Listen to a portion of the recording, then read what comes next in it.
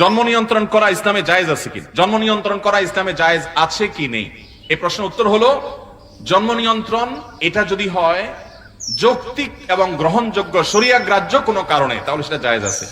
কিন্তু সেটা অস্থায়ী পদ্ধতি হলে তখন জায়েজ হবে। স্থায়ীভাবে জন্ম বিরতিকরণ বা জন্ম নিয়ন্ত্রণ করা এটা কোনো অবস্থাতে ইসলামে জায়েজ নাই।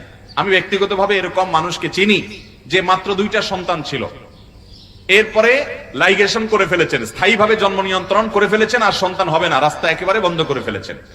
এখন আল্লাহর কি ফয়সালা, ওই 2 সন্তানের মধ্যে দেখা গেল যে এক সন্তান মারা গেছে রোড অ্যাক্সিডেন্টে, আরেক সন্তান বেঁচে ছিল, মেয়ে, তাকে বিয়ে দেওয়া হয়েছে, কিন্তু সংসারে অশান্তির একটা পর্যায়ে গিয়ে সেও সুসাইড করে মারা গেছে। এই ভদ্রলোক ভদ্র মহিলা নিঃসন্তান, এখন অগাধ টাকা পয়সা, কোটি কোটি টাকার মালিক, কিন্তু সন্তান আর নাই। ইসলাম কেন কোনো কিছুকে নিষেধ করে সেটা বুঝতে আমাদের হয়তো 200, 500, 1000 বছরও লাগতে পারে, কিন্তু ইসলাম এমন কিছু বলে নাই যেটার মধ্যে আমাদের কল্যাণ নাই। এমন কোন নির্দেশ ইসলাম দেয় নাই যে নির্দেশ পালন করলে আমাদের ক্ষতি হবে। আমাদের কল্যাণেই সকল আদেশ এবং নিষেধ দেওয়া হয়েছে। অতএব স্থায়ীভাবে জন্ম নিয়ন্ত্রণ করা ইসলামে কখনো জায়েজ।